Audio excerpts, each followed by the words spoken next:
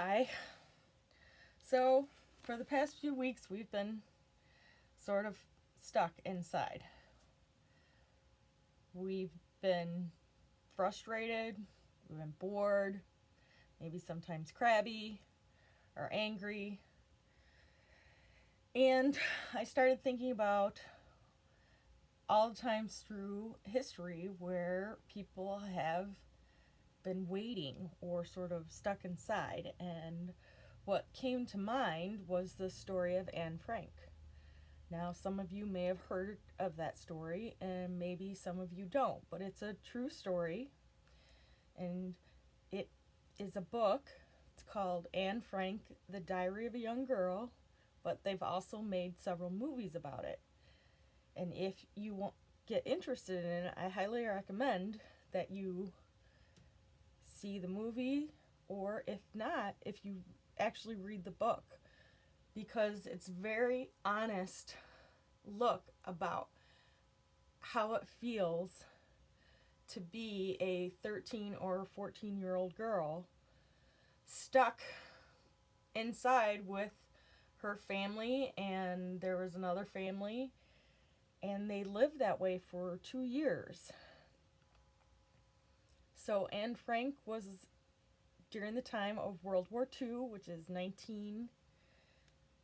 during this period it was 1942 to 1944, and Anne is a Jewish girl, and she and her family lived in Amsterdam, and they had to go into hiding because they were on the list of Jewish immigrants to be deported.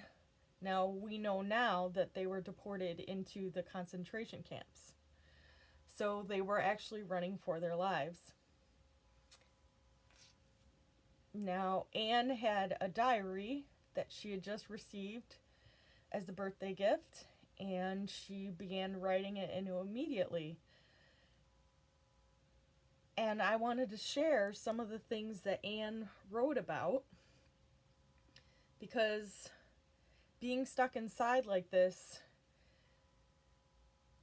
and it's only been 3 weeks, it just made me think about Anne and how they spent over 2 years.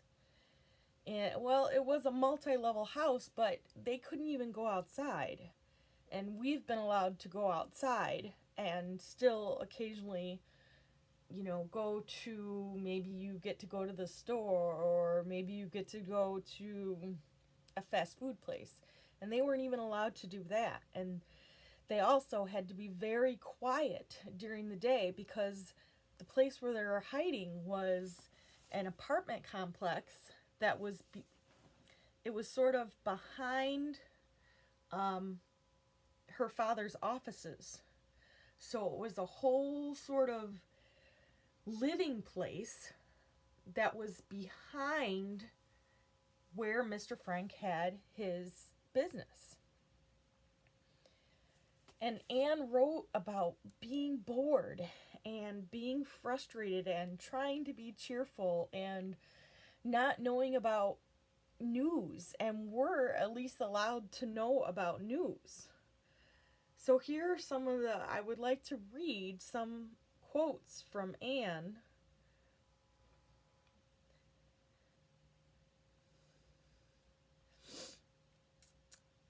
Anne says, this is August 21st, 1942.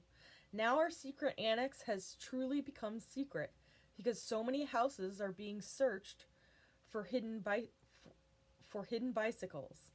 Mr. Krugler thought it would be better to have a bookcase built in front of the entrance to our hiding place. It swings out on its hinges and opens like a door. Mr. Voskel did the carpentry work. Now, whenever we want to go downstairs, we have to duck and then jump.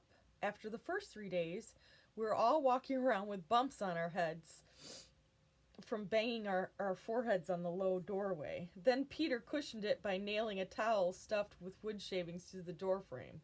Let's see if that helps. These are actual, real diary readings from Anne. Here's another one.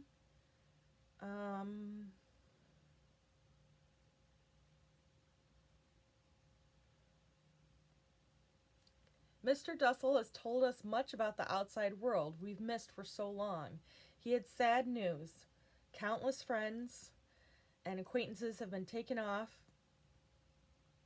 to a dreadful fate. Night after night, green and gray military vehicles cruise the streets. They knock on every door asking whether any Jews live there.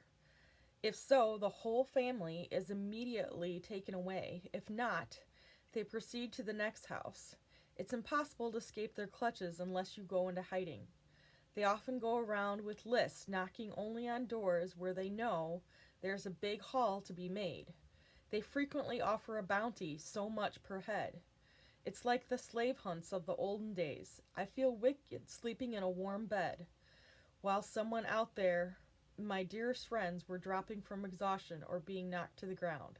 I get frightened myself when I think of the close friends who are now at the mercy of the cruelest monsters ever to stalk the earth, and all because we're Jews. But Anne didn't get frustrated. I mean, she did. We all get frustrated by being stuck, and she went through all these changes, but Anne was always hopeful.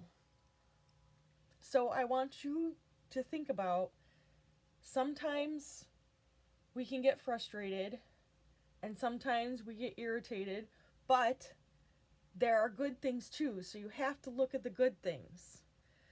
So Anne, who is stuck in this, she can't even go outside. I've reached the point, so this is February 3rd, 1944. I've reached the point where I can hardly care whether I live or die. The world will keep on turning without me. I can't do anything to change events anyways. I'll just let matters take their own course and concentrate on studying and hope that everything will come out right in the end. Because you can't do anything about all the rest of the world, right? You can only worry about you. You can't control whether the government fixes things or the pandemic. We can't control any of that, but we can control getting along with our brothers and sisters. We can control being nice to our parents, trying to take breaths when we get frustrated and we just want to yell and scream. Remember to come back, go write like Anne did. Write your feelings out.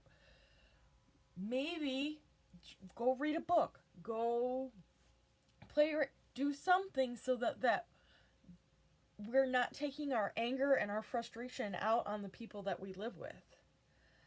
The last one that I want to read is July 15th, 1944.